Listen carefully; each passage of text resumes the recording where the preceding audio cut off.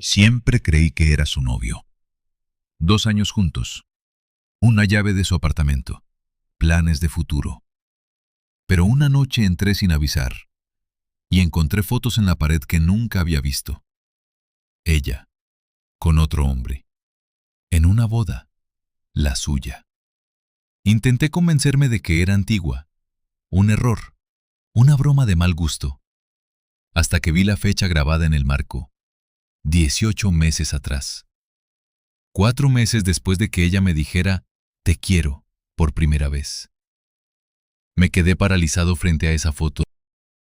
Y entonces sonó su teléfono. Un mensaje. Lo vi sin querer. Era de él. Decía, ¿ya se fue? Y entendí todo de golpe. No era yo quien había entrado sin avisar. Era yo quien nunca debió tener esa llave. Naura llegó a mi vida en el peor momento posible. Yo tenía 32 años, una ruptura reciente de 5 años encima, y el tipo de cansancio que no se cura durmiendo.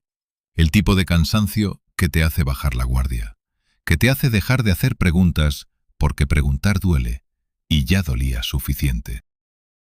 Nos conocimos en un bar un miércoles de noviembre. Ella estaba sola en la barra, con un libro abierto que claramente no estaba leyendo. Yo pedí un whisky y me senté 2 taburetes más allá. No intenté nada. Estaba demasiado agotado para intentar nada. Fue ella quien habló primero. Me preguntó si el libro que yo tenía en el bolsillo del abrigo era bueno. Era un libro que ni siquiera recordaba haber metido ahí. Lo miré como si lo viera por primera vez. Le dije que sí, que era muy bueno. No lo había leído. Nos reímos de eso durante 20 minutos. Y algo en esa risa me desarmó de una manera que no supe explicar hasta mucho después. Laura era así. Tenía una forma de hacer que todo pareciera fácil. Empezamos a vernos con una frecuencia que ninguno de los dos propuso formalmente. Simplemente ocurrió. Un café aquí, una cena allá. Hasta que un día me di cuenta de que llevábamos 3 semanas viéndonos casi a diario y que yo ya no pensaba en la ruptura anterior. Eso debería haberme alegrado. Y sí me alegró.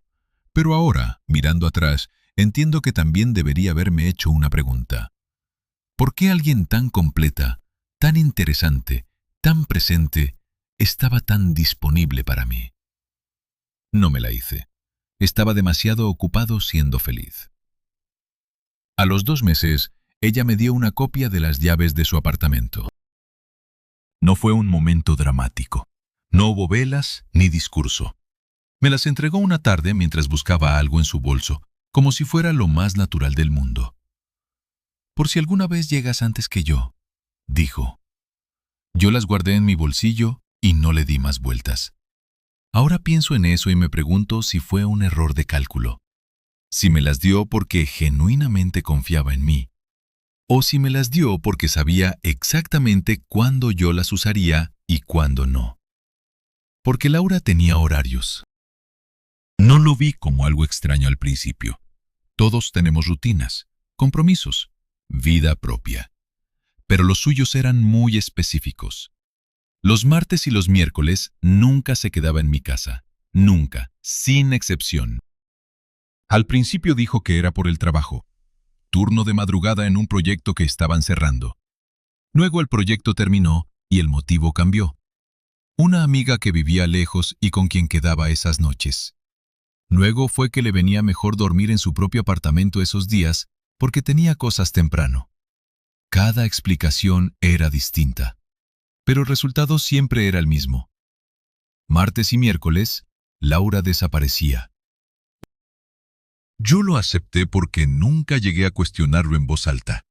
Y no lo cuestioné porque cuando estaba conmigo, estaba completamente conmigo. Presente, atenta, sin el teléfono en la mano, sin la cabeza en otro lado.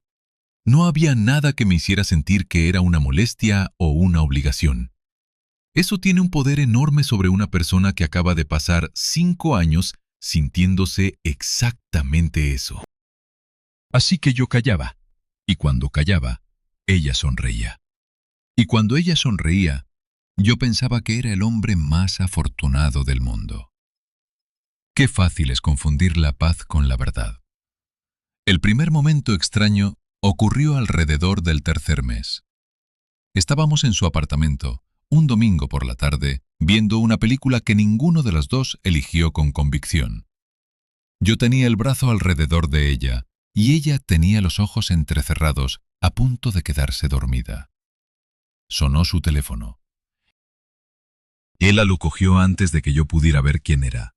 Lo miró medio segundo, y luego lo puso boca abajo sobre el sofá con una naturalidad que era demasiado natural, como alguien que ha practicado ese gesto. No dijo nada, siguió viendo la película. Yo tampoco dije nada, pero algo en mi pecho se movió de una manera que no supe nombrar en ese momento. Ahora sé cómo se llama. Se llama instinto. A los 4 meses le pregunté si podía conocer a su familia. No como una exigencia. Solo lo mencioné, de pasada, mientras cenábamos. Dije que me gustaría saber de dónde venía, conocer a su madre, si se podía. Ella tardó un momento en responder. Luego dijo que su familia era complicada, que no tenían buena relación, que prefería mantener esa parte de su vida separada por ahora. Por ahora, dijo. Le pregunté si, por ahora, tenía alguna fecha aproximada. Se rió. Me besó en la mejilla, cambió el tema. Yo lo dejé pasar. Pero esa noche, después de que se durmiera, me quedé mirando el techo pensando en la palabra separada. Separada. Como si su vida fuera un cajón con compartimentos. Y yo estuviera en uno de ellos, bien colocado, bien cerrado, sin saber qué había en nosotros. El segundo momento extraño fue más pequeño. Tan pequeño que casi no lo registré. Estábamos en un restaurante al que habíamos ido varias veces. El camarero nos conocía de vista. Era uno de esos lugares donde te sientes cómodo, donde no tienes que mirar la carta porque ya sabes lo que vas a pedir. El camarero se acercó y la saludó a ella por su nombre. Hasta ahí, normal. Pero luego dijo, «La mesa de siempre, ¿verdad?», y señaló hacia el fondo, hacia una mesa diferente a la que nosotros siempre pedíamos. Laura dijo que sí, que perfecto, gracias, y nos levantamos para seguirlo. Yo no dije nada, pero mientras caminábamos hacia esa mesa que yo nunca había pedido, pensé, ¿con quién viene ella aquí cuando no viene conmigo? Era una pregunta razonable, una pregunta que cualquiera haría, y sin embargo me la guardé. Porque guardarse las preguntas era más fácil que escuchar las respuestas. A los 6 meses empecé a notar lo de las redes sociales. Laura tenía perfil en 2 plataformas. Yo lo sabía porque me los había mostrado ella misma el primer mes. Pero nunca subía nada, o casi nunca. Alguna foto de paisaje, algún libro, nada personal. Al principio lo interpreté como privacidad. Hay gente así. Gente que no necesita documentar su vida para sentir que la está viviendo. Pero un día, buscando una foto que me había mandado por mensaje para reenviarla, entré a su perfil por error.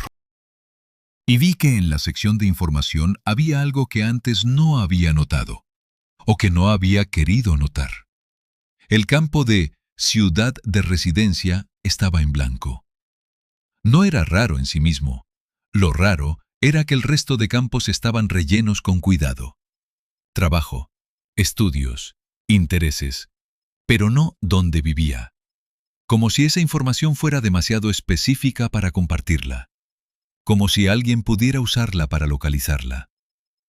Le pregunté esa noche, en tono de broma, ¿por qué no ponía su ciudad?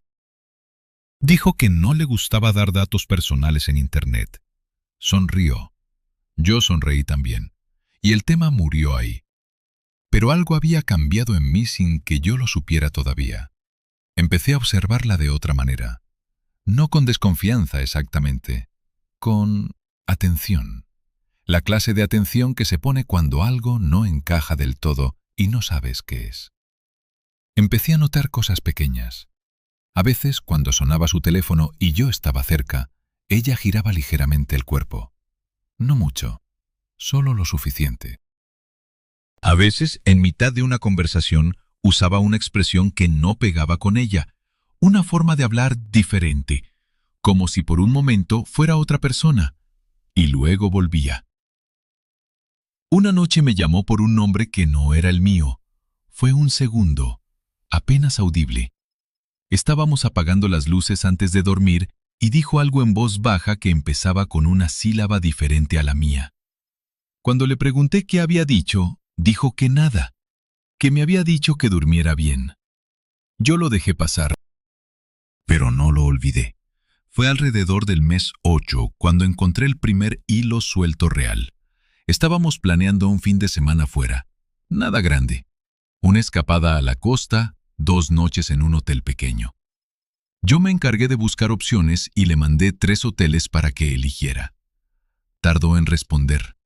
Cuando lo hizo, eligió el segundo. Y añadió: «Ese está bien, nunca he estado». 3 días después, buscando reseñas del hotel para ver qué restaurantes había cerca, encontré una foto en Google Maps. Era del interior, una de esas fotos que suben los propios huéspedes. En un rincón de la foto, casi fuera de plano, había una pareja sentada a una mesa. La mujer llevaba el mismo jersey verde que Laura tenía colgado en su armario. No podía ver la cara, pero sí el jersey. Y sí la fecha de la foto, 14 meses atrás. Me quedé mirando la pantalla durante un buen rato. Luego cerré el navegador y no dije nada. Me dije a mí mismo que era una coincidencia, que había muchos jerseys verdes en el mundo, que estaba buscando problemas donde no los había. Me lo creí. O fingí creerlo, porque en ese momento todavía no estaba listo para la otra opción. La opción de que Laura, la mujer que me había dado las llaves de su casa, la mujer con la que planeaba un futuro, llevaba meses construyendo conmigo algo que para ella tenía un nombre diferente al que yo le daba. Esa opción todavía me parecía imposible, hasta que dejó de parecérmelo. Fue una noche de martes, claro. Ella no estaba, como siempre los martes. Yo estaba en mi apartamento, sin poder dormir, dando vueltas a todo lo que no había querido ver. El jersey verde, el nombre que no era el mío, la mesa de siempre que yo no conocía, los martes y los miércoles. Siempre los martes y los miércoles. Me levanté, me senté frente al ordenador y busqué su nombre en Internet. No encontré nada nuevo al principio.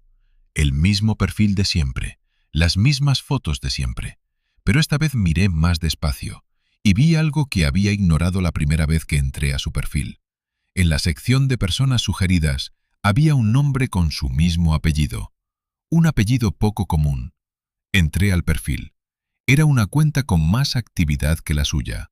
Fotos recientes, comentarios, una vida documentada.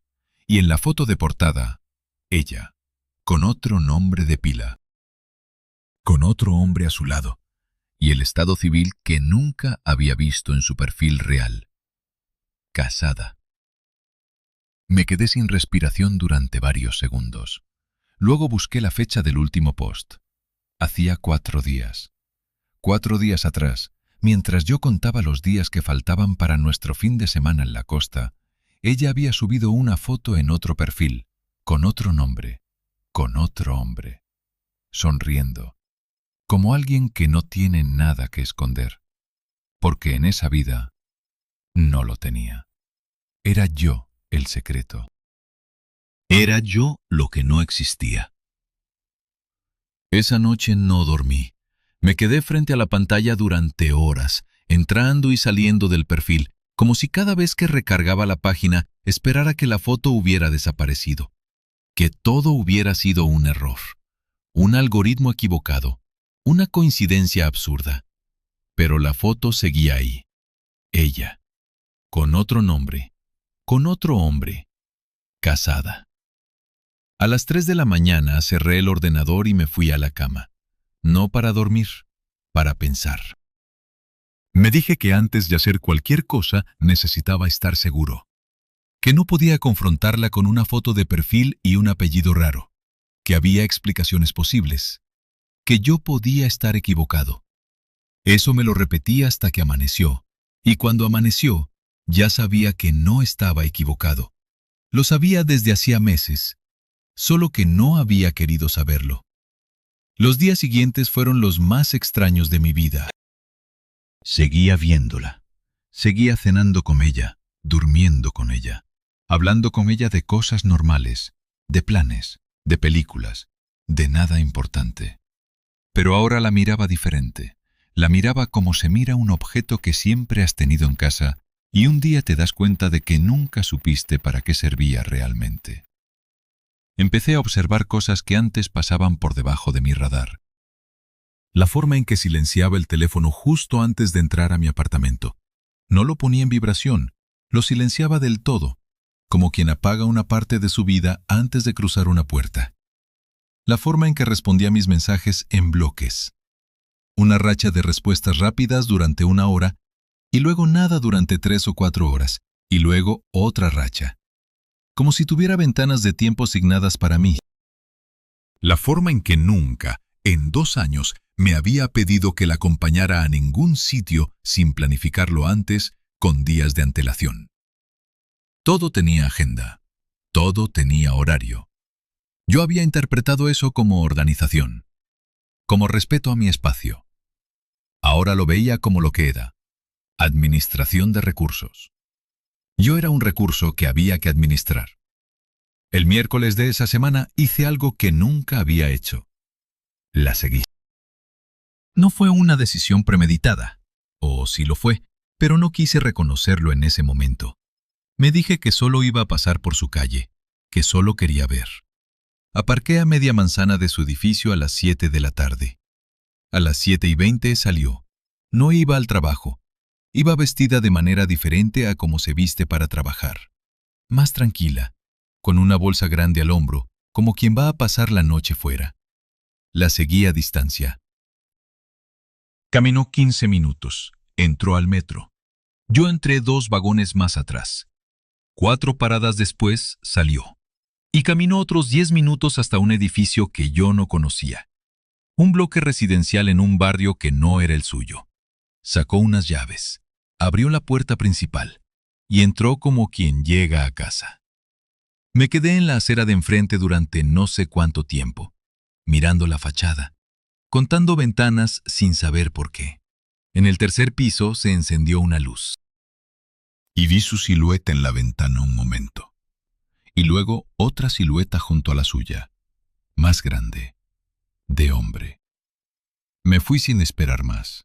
Esa noche le escribí como si nada. Le pregunté qué tal el trabajo. Ella respondió en su siguiente ventana de tiempo, 2 horas después, con un «Bien, cansada, mañana hablamos». Cansada, claro. Los siguientes días construí una rutina paralela a la suya. Apunté horarios, registré ausencias, comparé los días en que desaparecía con los posts del otro perfil. Encajaba todo. Los martes y los miércoles, días en que ella supuestamente trabajaba de madrugada o quedaba con su amiga, eran los días en que él, según sus redes, viajaba por trabajo y volvía. Ella no me escondía en sus huecos libres. Ella me programaba en los huecos que él dejaba. Cuando él viajaba, ella era libre, y su libertad era yo. Eso me produjo una náusea que todavía recuerdo con exactitud. No era celos, era algo más profundo, más humillante. Era entender que mi relación tenía horarios de apertura y cierre que yo nunca había visto, que existía como un negocio secundario. El viernes de esa semana tomé una decisión. La confrontaría. No con todo. Todavía no tenía suficiente, o eso me dije. La verdad es que tenía miedo. Miedo de que negara. Miedo de que tuviera una explicación tan buena que yo volviera a creerla. Miedo de perderla, incluso sabiendo lo que sabía. Eso último es lo más difícil de admitir, pero es lo que había. Esa noche, mientras cenábamos en su apartamento, dije de la manera más casual que pude: ¿hay alguien más en tu vida? Ella dejó el tenedor en el plato, me miró. ¿Qué quieres decir? Lo que pregunté. Silencio de 3 segundos. Luego se rió. No una risa nerviosa, una risa genuina, casi tierna, como quien le sigue la corriente a un niño que dice algo absurdo. Claro que no, dijo. ¿De dónde sale eso? De ningún lado, solo preguntaba. No me parece una pregunta de ningún lado. Me miró con esa forma suya de mirar que siempre me había parecido transparente, directa, sin filtros. Ahora me pregunto si esa mirada era la más calculada de todas. Se levantó, rodeó la mesa, se sentó en mi regazo y me tomó la cara con las 2 manos. ¿Estás bien?, preguntó. Y yo, que llevaba días sin dormir, que había seguido a la mujer que amaba por el metro de la ciudad, que tenía anotados en mi teléfono sus horarios de desaparición como un detective de segunda categoría, dije que sí. Que estaba bien, que era una tontería, que lo olvidara.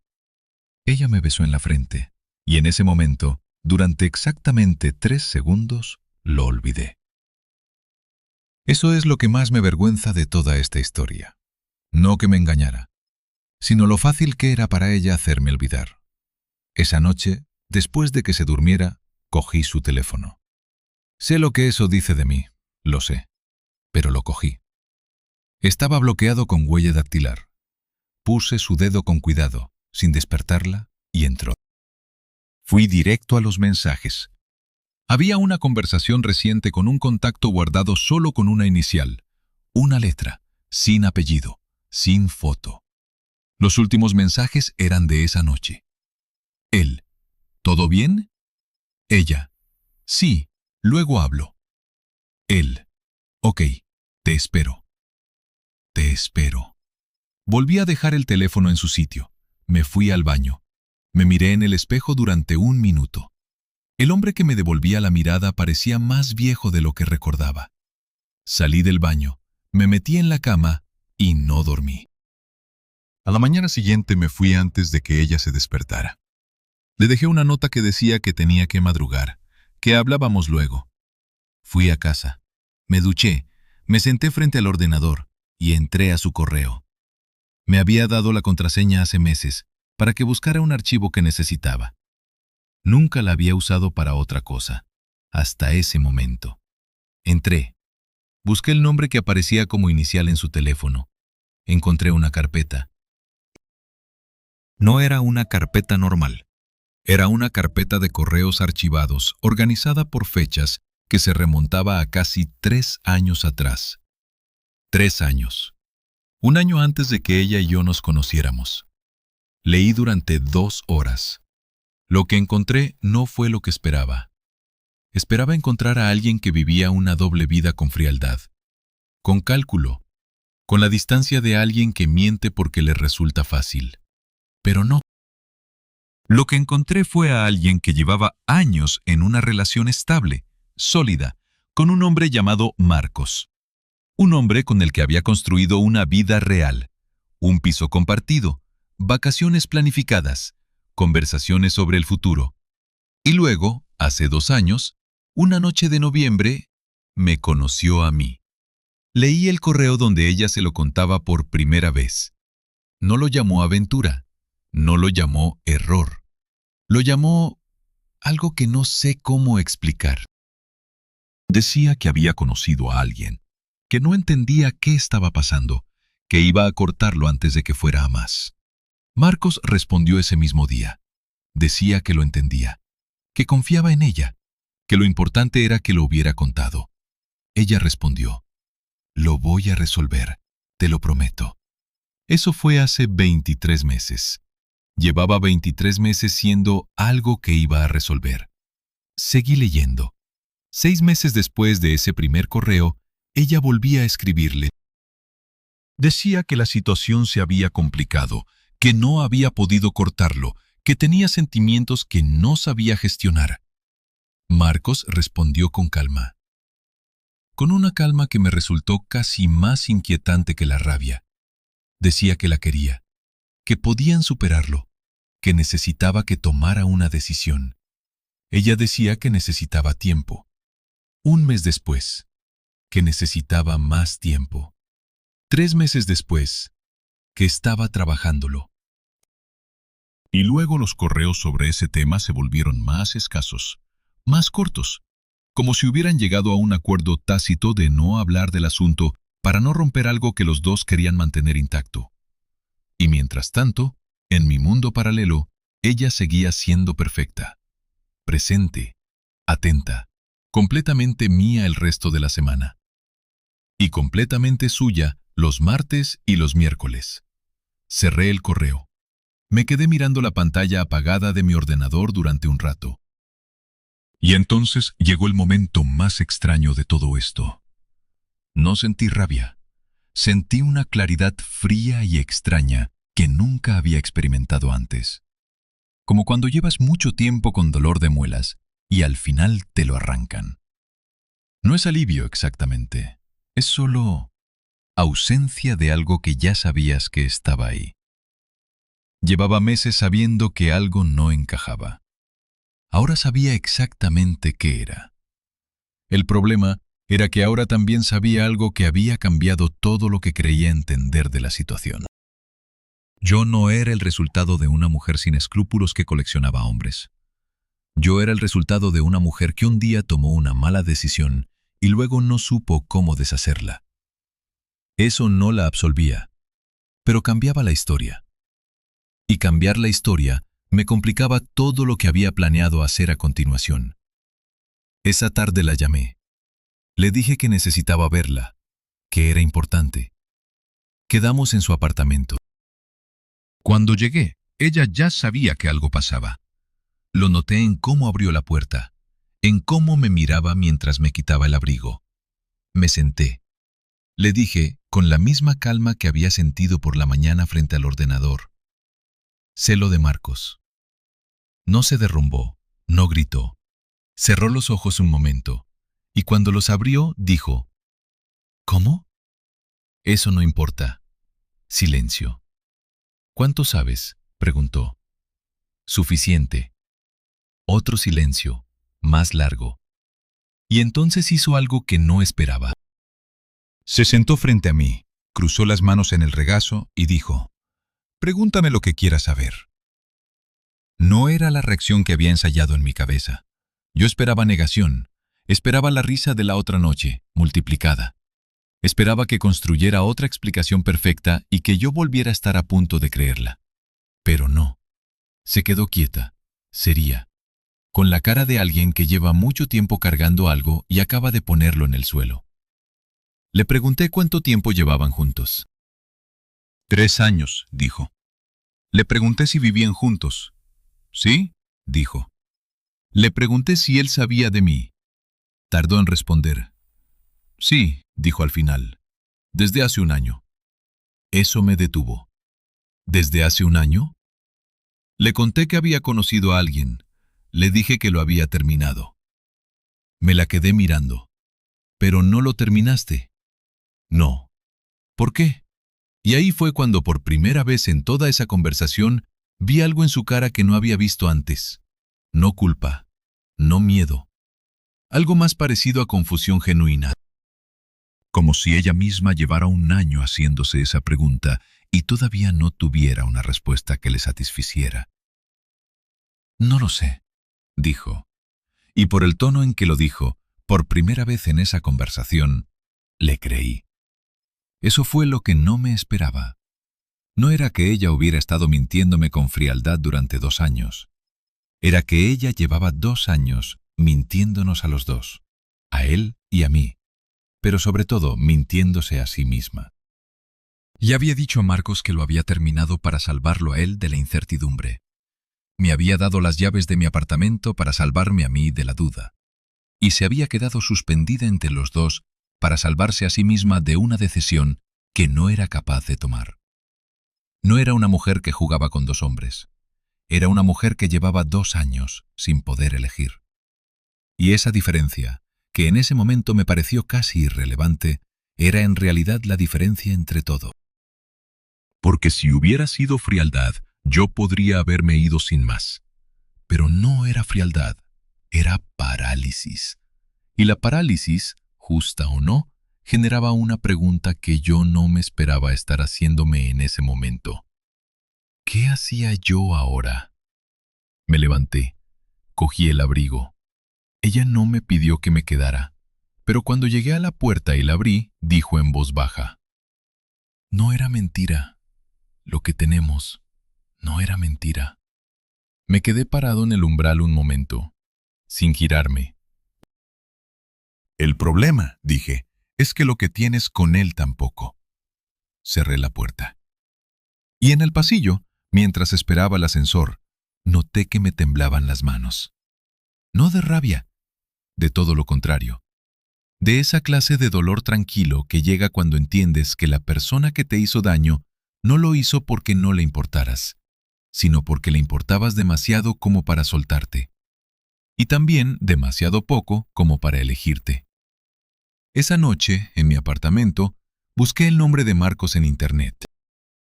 No tardé en encontrarlo. Nombre completo, empresa donde trabajaba, LinkedIn con foto. Un hombre normal, ligeramente mayor que yo, cara tranquila, la cara de alguien que cree que su vida está en orden. Lo miré durante un buen rato y pensé, él cree que esto terminó hace un año. Él cree que ella lo eligió.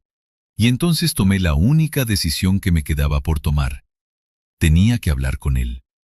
No por venganza, no para destruir nada, sino porque había otro hombre en esta historia que llevaba un año viviendo una mentira que yo acababa de descubrir. Y si había algo que yo no podía hacer después de todo lo que había pasado, era guardar silencio. Tardé 3 días en contactar a Marcos. No porque no supiera cómo. Lo había encontrado fácil en internet. Tenía su LinkedIn, el nombre de su empresa, incluso una dirección de correo profesional que aparecía en la web de su trabajo. Tardé 3 días porque cada vez que abría el borrador del mensaje, lo cerraba. No sabía cómo empezar algo así. No hay protocolo para esto. No hay forma correcta de escribirle a un hombre que no te conoce para decirle que llevas 2 años con su mujer sin saberlo. Al final, opté por la versión más directa. Me presenté con mi nombre. Le dije que conocía a Laura, que tenía información que él necesitaba saber, que entendería si no quería responder, pero que si lo hacía, me comprometía a ser completamente honesto. Envié el mensaje un martes por la mañana. Respondió 4 horas después. Solo dijo: dime cuándo y dónde. Quedamos en un café del centro, neutral, sin historia para ninguno de los dos. Llegué 10 minutos antes. Pedí un café que no bebí. Miré la puerta cada 30 segundos. Cuando entró, lo reconocí de inmediato por la foto del LinkedIn, pero en persona era diferente, más calmado de lo que esperaba. Caminaba sin prisa. Se sentó frente a mí con la naturalidad de alguien que ya ha tenido conversaciones difíciles antes y sabe que ponerse tenso no sirve de nada. Me miró. Yo lo miré. Ninguno habló durante un momento. Luego dijo: tú eres el que no terminó. No era una pregunta. Me quedé quieto. Laura me dijo hace un año que había conocido a alguien, continuó. Me dijo que lo había cortado, que había sido un error. Supuse que eras tú. No lo cortó, dije. Asintió despacio, como quien confirma algo que ya sospechaba pero no había querido verificar. ¿Cuánto tiempo?, preguntó. Casi 2 años. Cerró los ojos un segundo, luego los abrió y pidió un café al camarero que pasaba, con una normalidad que me resultó casi irreal. ¿Y tú cuándo lo descubriste?, me preguntó. Hace una semana. ¿Cómo? Le conté lo del perfil, lo del apartamento donde ella tenía llaves, lo de los martes y los miércoles, lo de los correos. Él escuchó sin interrumpir. Cuando terminé, se quedó mirando su taza. Y entonces dijo algo que no esperaba. Yo también tengo correos. Lo miré. Cuando me contó lo tuyo, hace un año, empezamos a ir a terapia de pareja. El terapeuta nos pidió que escribiéramos cartas, correos, lo que fuera, para procesar. Hizo una pausa. Él la escribió sobre ti. bastante. El terapeuta nos los compartía como parte del proceso. Algo en mi pecho empezó a moverse de una manera que no me gustó. ¿Qué decía?, pregunté. Y la pregunta me salió más baja de lo que pretendía. Marcos me miró un momento, como evaluando cuánto quería contarme. Luego dijo: decía que contigo era diferente, que cuando estaba contigo se olvidaba de todo lo demás, que eso le daba miedo porque nunca le había pasado. Silencio. Y también decía que por eso no podía cortarlo. No por falta de voluntad, sino porque cuando lo intentaba, sentía que estaba perdiendo una parte de sí misma que no sabía que tenía. Me quedé mirando la mesa. El terapeuta dijo que era una forma de disociación emocional, continuó Marcos, que había construido dos versiones de sí misma tan completas que no sabía cuál era la real. Levanté la vista. ¿Y tú qué hiciste con eso? Marcos tomó su café despacio. Decidí quedarme, dijo, porque el terapeuta también dijo algo más. Dijo que en sus sesiones individuales, cuando Laura hablaba del hombre con quien sentía que era ella misma de verdad, siempre hablaba de mí. El mundo se detuvo durante un segundo. Siempre hablaba de ti. Eso fue lo que me dijo el terapeuta, que en su mente, su vida real, la que no podía soltar, era la conmigo. Y lo otro se detuvo. Lo otro era la escapatoria. Ahí estaba. Eso era lo que yo no me había permitido imaginar. Yo no era el amor que no se atrevió a elegir. Yo era la huida, la válvula de escape de una mujer que amaba a otro hombre, pero a veces necesitaba no ser esa mujer. Todos los momentos que yo había interpretado como prueba de que era especial, de que con ella éramos algo diferente, de que había entre nosotros una conexión que lo justificaba todo, eran exactamente eso, una conexión real, pero no de la clase que yo creía. Era la conexión que se tiene con un lugar donde descansar, con una pausa, con el intervalo entre dos actos de una obra donde el protagonista no eres tú. Yo era el descanso de su vida real, no la vida real. No sé cuánto tiempo estuve sin hablar. Marcos no me apuró. Cuando pude articular algo, pregunté: ¿ella sabe que estamos aquí? No. ¿Se lo vas a decir? Sí. ¿Y qué va a pasar? Marcos dejó la taza en el plato con cuidado. No lo sé. Pero ya no podemos seguir así. Me levanté, él también. Nos miramos un momento sin saber muy bien qué hacer con ese momento. No éramos amigos, no éramos enemigos. Éramos dos personas que habían vivido en paralelo sin saberlo y que ahora compartían una información que ninguno de los dos había pedido tener. Le tendí la mano, la estrechó, y mientras salía del café, pensé que en ningún momento de esa conversación había sentido rabia hacia él. Eso también le dijo algo sobre quién era yo en esta historia. Esa noche, Laura me llamó. No cogí el teléfono. Llamó 3 veces. Luego me mandó un mensaje. Marcos me ha contado que hablasteis. Necesito verte. Esperé 1 hora antes de responder. Mañana. ¿Dónde? En tu apartamento, los 3. Tardó en responder. De acuerdo. La noche antes de ese encuentro no dormí. No porque estuviera nervioso, sino porque tenía una pregunta que no podía dejar de hacerme. Si Marcos tenía razón, si el terapeuta tenía razón, si en la mente de Laura su vida real era la de él, ¿qué había sido real en lo nuestro? ¿Los 2 años? ¿Las noches? ¿Las conversaciones de madrugada donde me contaba cosas que decía que nunca le había contado a nadie? ¿Todo eso había sido real? ¿O había sido tan real que precisamente por eso no podía ser su vida? Llegamos al apartamento casi al mismo tiempo, Marcos y yo. Subimos en el ascensor en silencio. Él llamó al timbre. Ella abrió. Nos miró a los dos. No dijo nada durante un momento. Luego se hizo a un lado para que entráramos. El apartamento estaba ordenado con esa precisión que yo siempre había admirado en ella.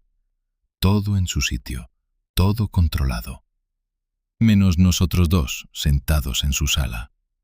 Menos ella de pie frente a nosotros, con las manos cruzadas sobre el pecho y los ojos yendo de uno a otro. Marcos habló primero. Le dijo que sabía que no había cortado, que lo sabía desde que me contacté con él, que necesitaba que lo reconociera en voz alta, en ese momento, delante de los dos. Ella asintió. Lo sé, lo siento. Luego me miró a mí, y en su mirada había algo que no supe leer del todo. No era culpa exactamente, no era miedo, era algo más parecido a cansancio. El cansancio de alguien que lleva mucho tiempo sosteniendo algo muy pesado y finalmente lo ha soltado. Le pregunté lo único que necesitaba saber. ¿Algo de lo que tuvimos fue real? No respondió de inmediato, y en ese silencio estuve a punto de perder la compostura que había mantenido durante 2 días. Pero luego dijo, todo fue real. Eso era el problema. Explícame eso. Suspiró. Se sentó en la silla frente a nosotros y habló durante un buen rato. Dijo que llevaba años sintiéndose dividida entre 2 versiones de sí misma. Que con Marcos era la mujer que había construido una vida, que tenía proyectos, que sabía quién era y hacia dónde iba. Que conmigo era otra cosa. Contigo no pensaba en el futuro, dijo. Contigo solo existía el momento. Y eso me daba una libertad que no sabía que necesitaba. Le pregunté si eso significaba que yo era menos importante. No, dijo. Significa que eras diferente, que lo que me dabas era diferente, y que no supe renunciar a ninguno de los dos porque renunciar a uno significaba renunciar a una parte de mí que no quería perder. Marcos preguntó entonces con una calma que le costó evidente mantener. ¿Y qué se supone que hacemos nosotros con eso? Ella no miró. No lo sé. ¿No lo sabes o no quieres decirlo? Silencio. No lo sé de verdad, dijo. Llevo 2 años sin saberlo. Me levanté. No porque tuviera ningún sitio al que ir urgentemente, sino porque si me quedaba un minuto más en esa silla, iba a decir cosas que no quería decir. Cogí el abrigo. Marcos me miró. Yo no miré a él. Laura nos miró a los dos. Y entonces sucedió lo último. Lo que no esperaba. Lo que cambió todo lo que creía entender sobre quién había sido yo en esta historia. Saqué el teléfono. Iba a decir algo, no recuerdo qué, algo sobre que la llamaría, o que no la llamaría, o que necesitaba tiempo. Pero antes de que pudiera hablar, vi en la pantalla una notificación, un correo. Del terapeuta de pareja de Laura y Marcos, con copia a mí. Me quedé mirando la pantalla sin entender. ¿Por qué tenía yo un correo de su terapeuta? Abrí el mensaje. Era breve. Decía que en la última sesión individual, Laura había solicitado que se pusiera en contacto conmigo, que había firmado una autorización para compartir información de las sesiones con mi persona, que si yo estaba de acuerdo, estaría disponible para una sesión conjunta. La solicitud tenía fecha de 3 semanas atrás, 3 semanas antes de que yo descubriera nada. Levanté la vista del teléfono. La miré. ¿Cuándo pediste esto?, pregunté. Ella bajó los ojos. Hace 3 semanas. ¿Por qué? Pausa larga. Porque iba a contártelo todo. Había tomado la decisión. El silencio que siguió fue distinto a todos los anteriores. Marcos también la miraba ahora. ¿Ibas a contarle a él?, preguntó.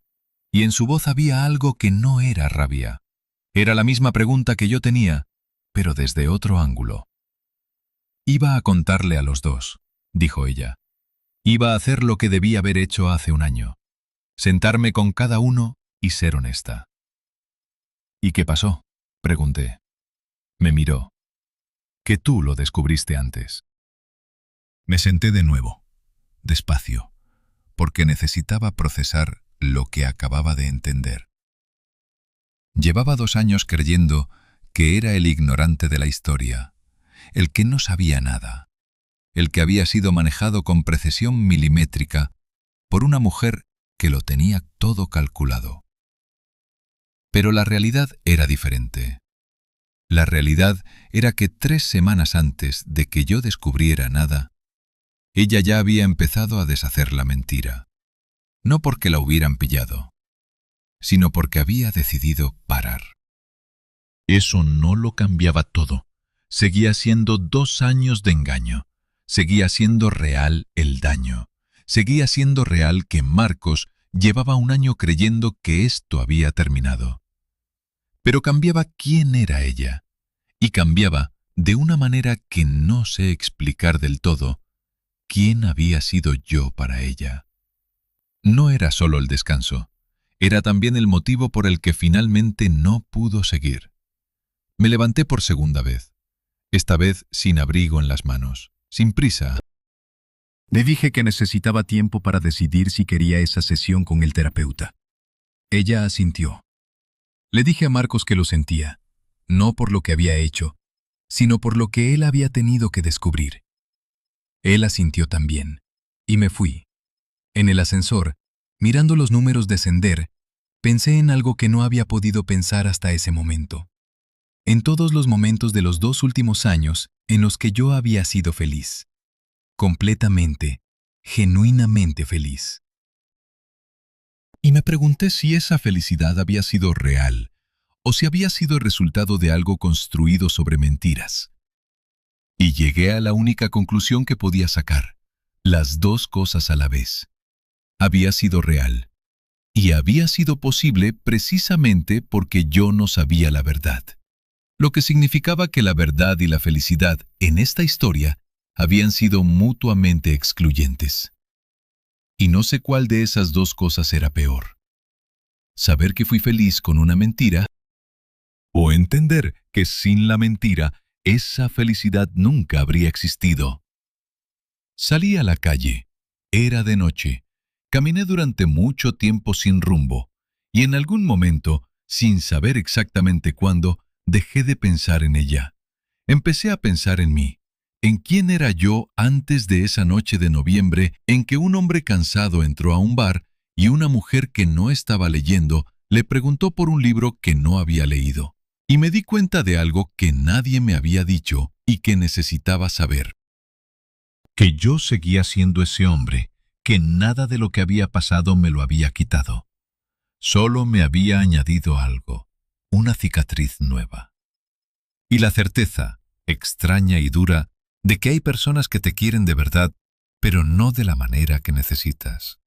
Y que a veces eso duele más que no ser querido en absoluto.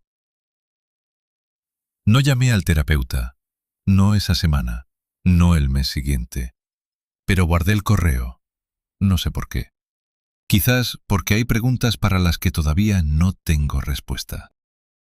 Y quizás porque una parte de mí todavía quiere escucharla decir, sin Marcos en la sala, sin el peso de todo lo demás, ¿qué era yo para ella realmente? Aunque ya sé que la respuesta, cualquiera que sea, no va a cambiar nada. Solo va a cerrar algo. Y a veces cerrar algo es suficiente.